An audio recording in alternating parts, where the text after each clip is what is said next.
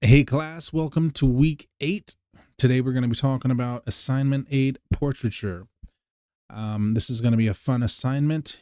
It might be a little challenging, but I'm going to give you some tips and some tricks and help you guys out. Hopefully we get some good shots.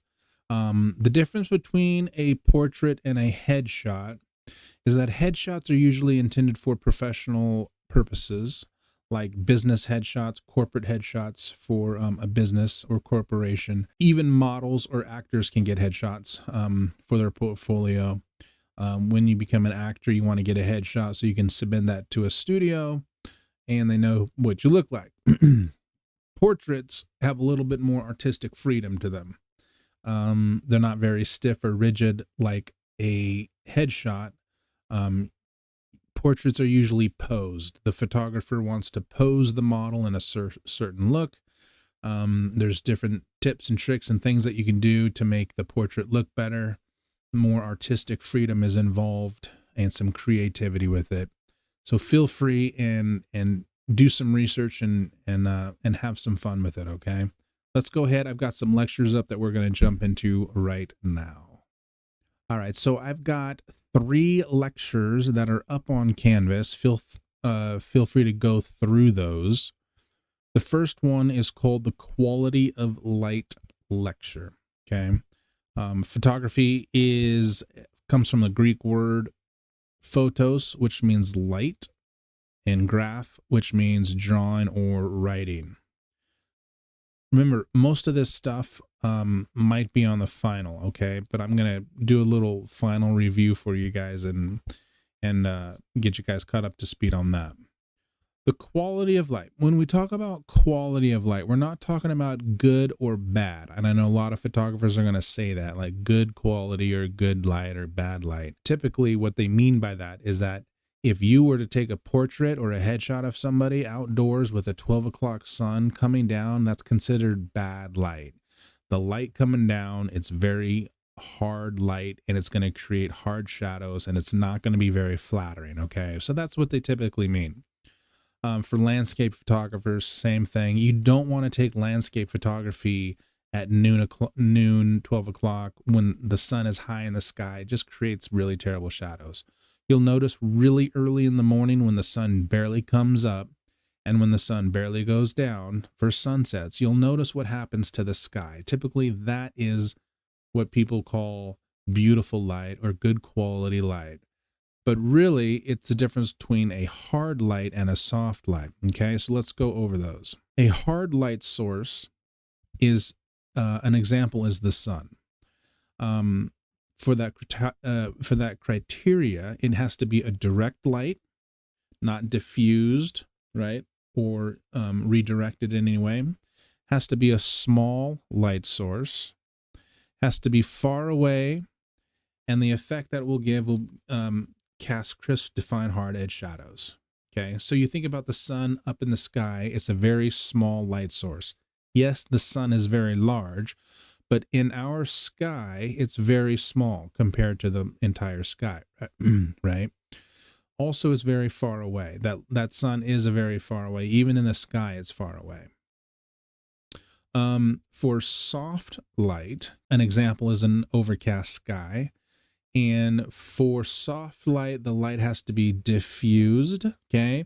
So we think about the sunlight coming down and hitting an overcast sky. The sunlight hits the clouds and it refracts through those clouds and it goes off in all directions. That's diffused light. Also a large light source, right? We already talked about the sun being a small light source, but when the sunlight hits the clouds take up the entire sky. We go from a small light source. Now the clouds become the light source, and that is a very large light source in comparison to the sun, right? And it's closer. So the clouds, yes, they are a little bit closer to us in our sky. And the effect that we get will cast very minimal, soft, blurry shadows. Down below, I've got some examples. You can just look through those. You can see hard shadows. This is a portrait, not a headshot. This is a portrait. It has some artistic freedom. And you can see that it is hard shadows. So this is okay if you want to do something like this, but whatever you do for this assignment, folks, be intentional, okay? Don't turn something in that looks accidental, okay? If you're going to do something, make it look intentional and make it look clean. This, you'll notice this is black and white. This photograph, if it was in color, it would look terrible.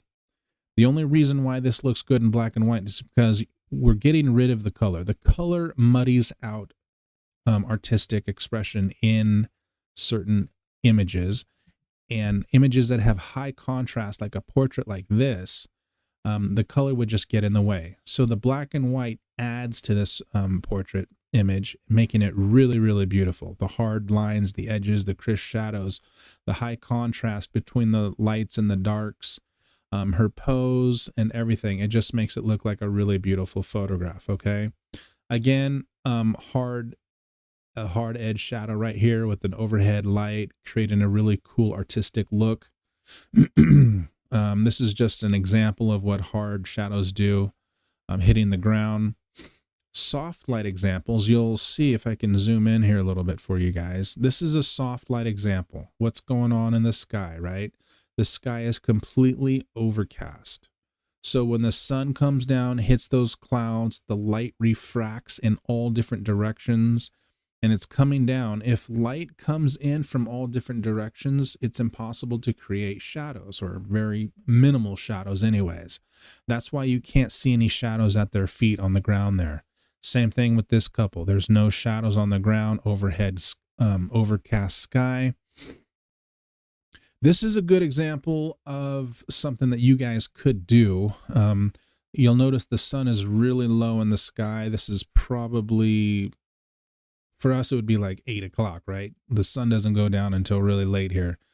But if you want to try to get this shot, the sun has to be directly behind your model's head, or just off to the side, just barely on the edge, and it's going to create a little hair edge, or a rim light, edge light, hair light. All of these terms are used in conjunction with taking portraits, and you'll notice it just creates a little glow on their hairline, okay? If you do something like this, and you're trying to get this effect with this really soft, beautiful light on her face, there cannot be any other sunlight hitting her face. It will look accidental. And you can tell when you look at her sweater right here, this is direct sunlight. You can see the hard light hitting her sweater right here. But on this part of the sweater over here, it's in shadow. The reason for that is the sun behind her, the sun is coming out. Let's say I'm her. The sun is behind me. It's coming out. The sunlight is going out in front of me. It's bouncing, the sunlight bounces off of everything, and it's coming back in.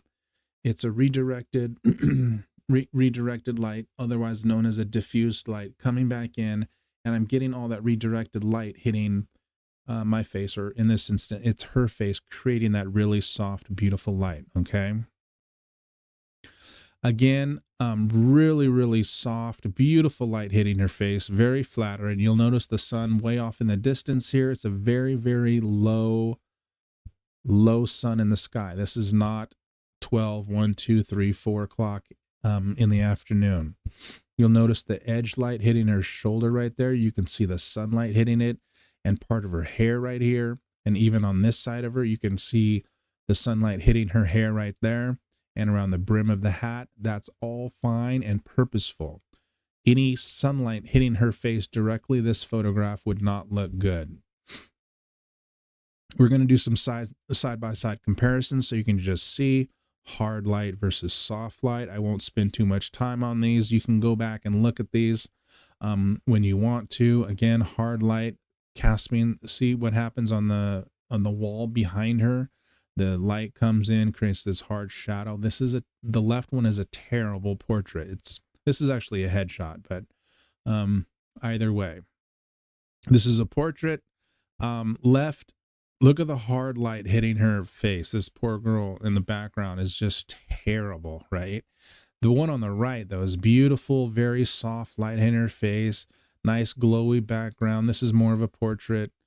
Some artistic creation in this, and how she's posed in the background with a really wide, large aperture. What do you think the aperture is right here? I'll give you guys 5 seconds to think about it.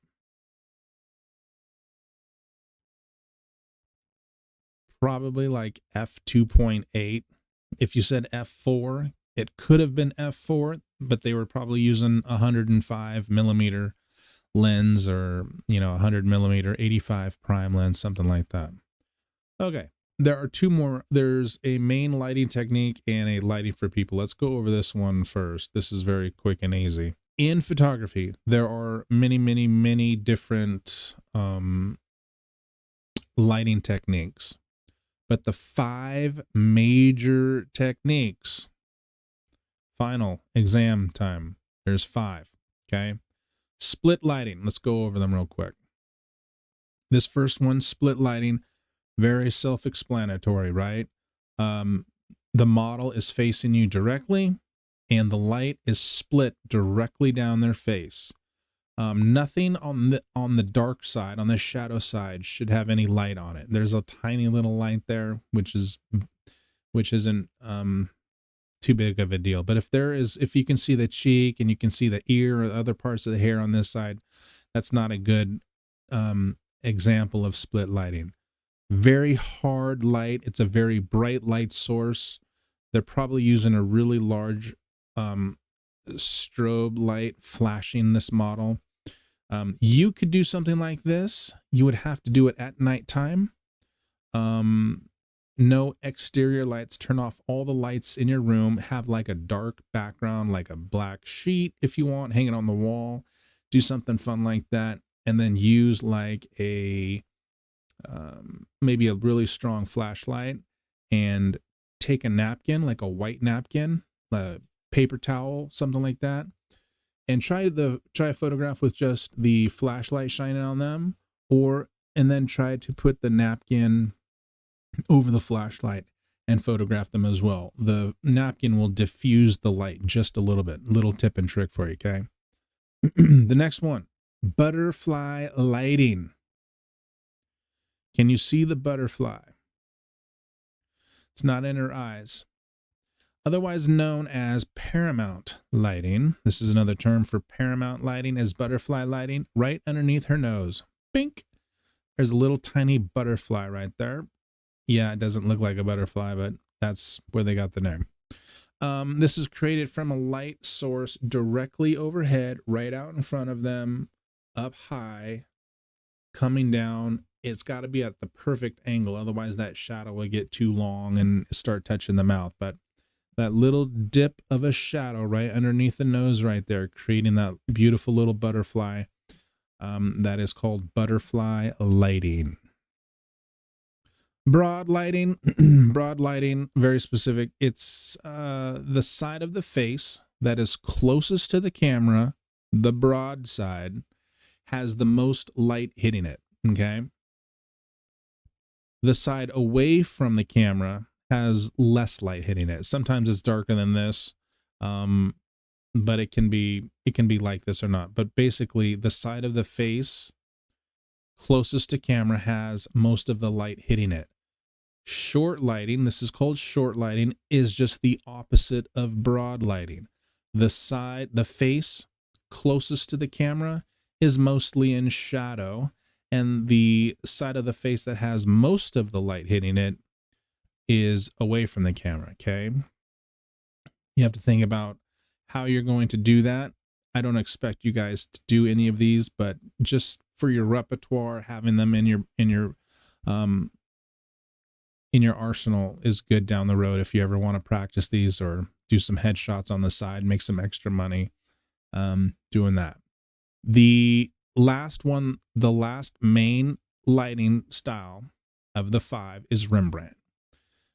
Coined by the painter Rembrandt himself. He used to paint with a little highlight on people's cheeks, okay? And you just notice that the way that light would hit somebody, the light would come down, it would hit their nose, the nose would cast a little bit of a shadow, and then the light would hit the cheekbone, and then it would go off in shadow again. And what would happen is there would be a little triangle that hits the cheekbone that is isolated by itself. There is a shadow going all the way around the cheekbone, creating this isolation of that little teardrop triangle on the cheekbone, okay? That is called Rembrandt lighting. Okay, those are the 5 lighting techniques. Let's go back into lighting for people. Okay. You don't have to know any of this stuff, and I'm not gonna get into the 1 light, 2 light, or 3 light setups because you guys don't really have that. But for the most part, I want to talk about the first 3 things here: high key, mid key, low key. Okay. High key is very brightly lit. A portrait, headshots even, they're really almost overexposed. Now the face on this is over here on this side, the right side of the face, it's properly exposed, but you can see on this side, you can't even tell where her cheekbone ends and the background begins, right? So if you want to do something like this, you can. It takes a lot of light, and it's got to be a white background with an overexposed face. Okay. If you know where a wall is, something like that. Emma, beautiful. Angie, beautiful. This is all high key. You can see just the highlight and the stark contrasts against the white background on both of these. This is another good example of high key. You can do this at home. Just put somebody in window light, not direct sunlight.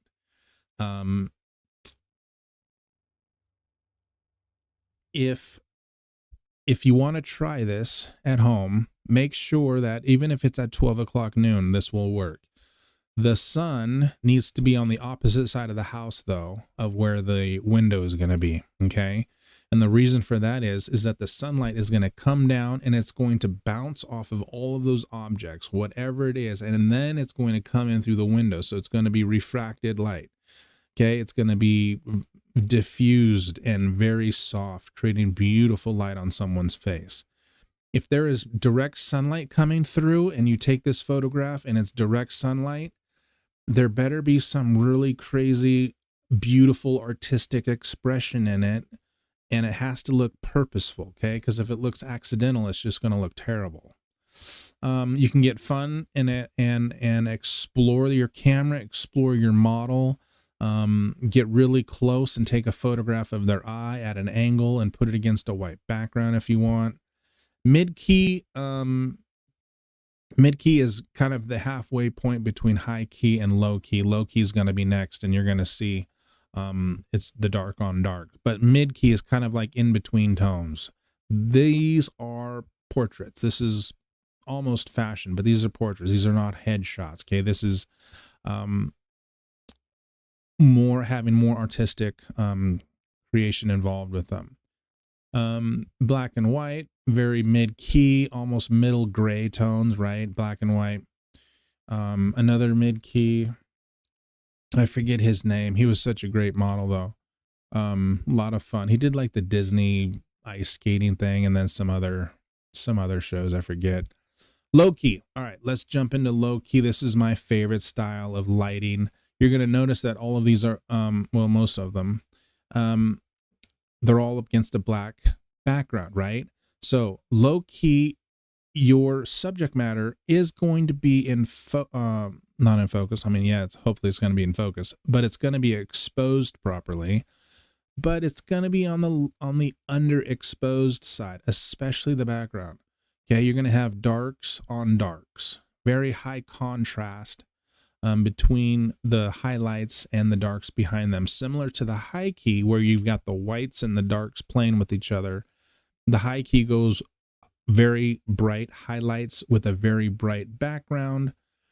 The low key is going to have some highlights, but typically mostly dark shadows set against a dark backdrop. Okay. Highlights, dark backdrop. Low key, again, set up very nice highlights falling off to a very dark background. You could do this one on the right. I forget this actor's name too, but we shot this inside of his bathroom, and we just hung some like foliage. I forget what it was. Maybe it was like some fabric, I think. We hung some fabric in front of the light and then shone the light through it to kind of create this. The fabric's really close to his face. So the fabric's too far away, you won't see any of that detail. You won't see the shadows of it. So the fabric's got to be kind of close. Use a strong light, angle it properly. You're going to need a friend if you want to do some fun stuff like this, but this is really, really beautiful. The one on the left, I used, like, I cracked a mirror. I cracked the mirror and used the mirror with the sunlight to refract it through some leaves. We got really crazy and had a lot of fun shooting these guys. All right, I'm not going to get into this. If you own your own speed lights, stuff like that, you can use it if you're good. If you're good at it. Again, this is the lighting styles, the broader one. And again, this lecture is up on Canvas if you want to just go through and look at those. You're not going to be tested on every single one of those lighting styles. But that's it. That's all I wanted to talk about. All right, so those 3 lectures are up on Canvas. Feel free to go through them on your own time for some refreshers. For this assignment, I've got some very strict criteria.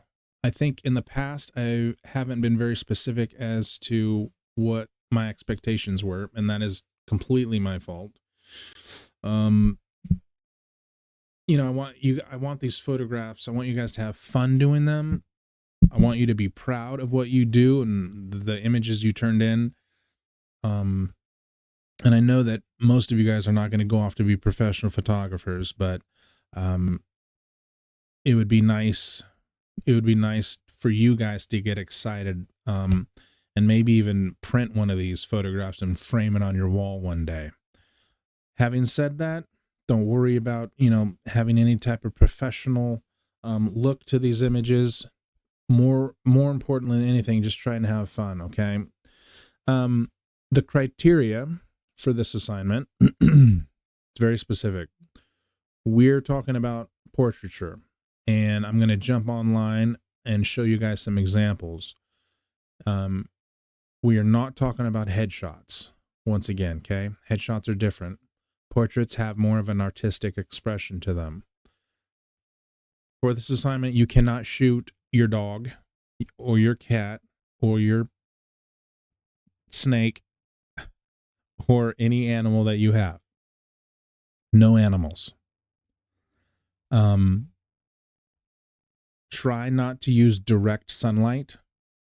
That one image I showed you, that was by one of the masters. He was one of the greats. If you can mimic that and dial in a photograph that looks very, very similar to that and nail it, great, do it. Down the road, I'm trying to teach you guys that if you guys take portraits and you learn how to do it properly, you can make a really good side hustle once in a while. Shooting friends, family members, co-workers, doing graduation shots if you want, going to businesses and asking them if they need some shots for their website or promotional use, whatever. So I'm going to say no direct sunlight hitting the person's face, unless it's, of course, that professional look that I showed you earlier. Black and white. Okay. This is the part where you jump on your camera and you go into the settings, go into menu, go into settings, and it's probably under picture control or image quality, something like that. Switch it to monochrome. Switch it to black and white. Monochrome basically is black and white, same thing.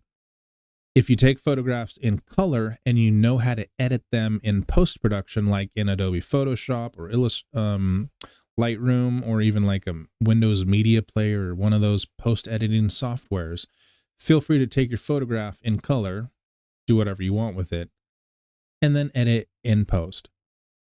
I am requiring you to turn in a photograph in black and white for this assignment. You can edit it however you want. If you want to edit it in a post-editing software, I don't know if Windows Media Player you can do that, but I use Photoshop or Lightroom. There's other programs out there. Turn it to black and white. Increase the contrast, the saturation a little bit. Don't get too crazy with all of that stuff, but if you want to make something artistic, go ahead and do that. No shots indoors. unless they're right at that window. Like I showed you guys the example of the woman in the window with that beautiful soft light coming through. If you shoot it indoors, I don't want to see like background noise. I don't want to see a desk or a TV or a lamp or anything weird in the background. Okay. When you do portraiture, there should be nothing else that is distracting from your main subject matter. If you shoot this outdoors, I'll give you a hint. Set your aperture to its widest value that your lens can go.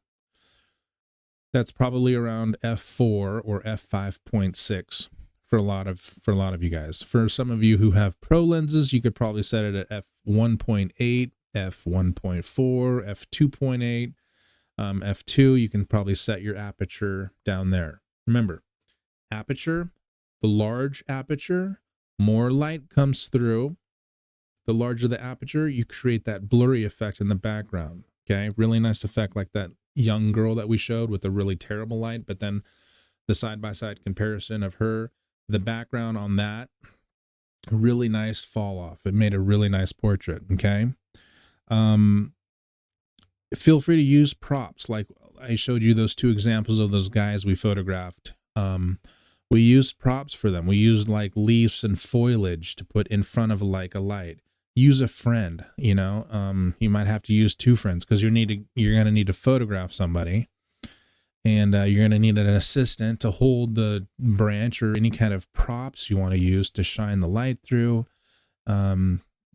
If you want to go that route. If you just want to be super basic, totally fine. Okay. Just know that if you want to go outside and take this photograph, your model needs to be in complete shade for that really soft light. It's got to be in black and white.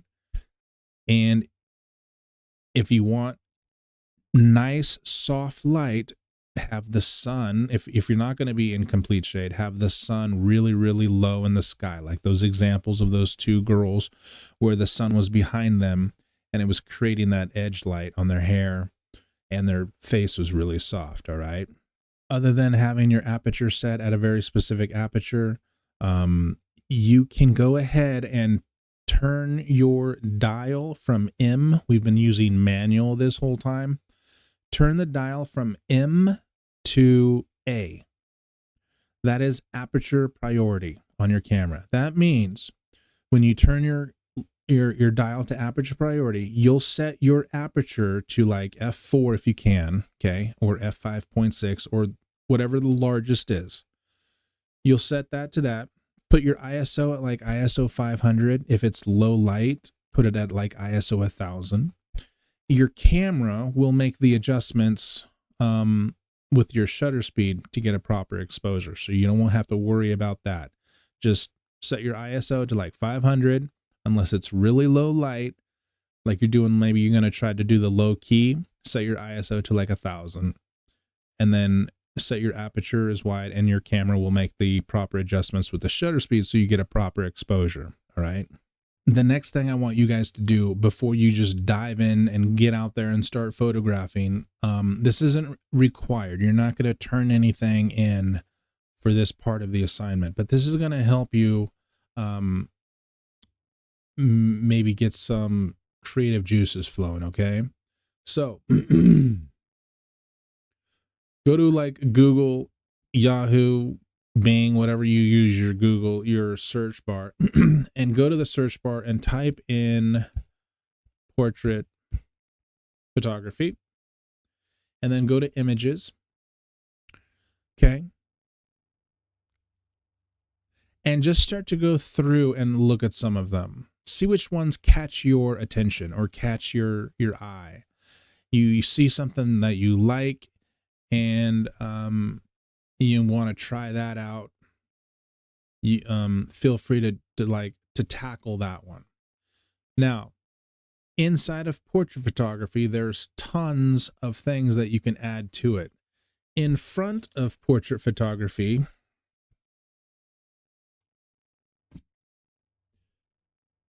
you could put conceptual portrait photography.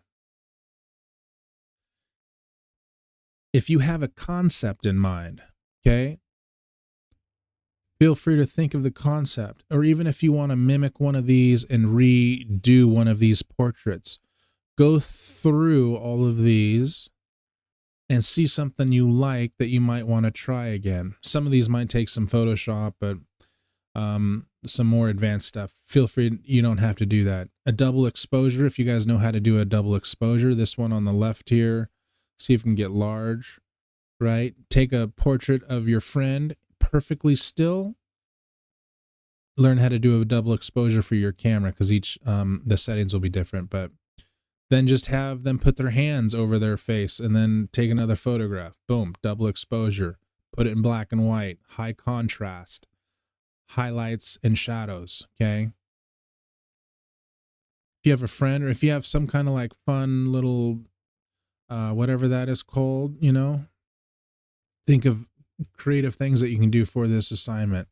Instead of conceptual portrait photography, put in fine art portrait photography. That changed a lot, right? From going the conceptual to fine art. Like all of these images that you see, they're almost kind of painterly, right? So think about that. What I want for this assignment though is black and white. So go ahead and do black and white. You can even type in fine art portrait photography, black and white conceptual photography, fine art, black and white, sorry, black and white, any type of photography that you want. This is portrait.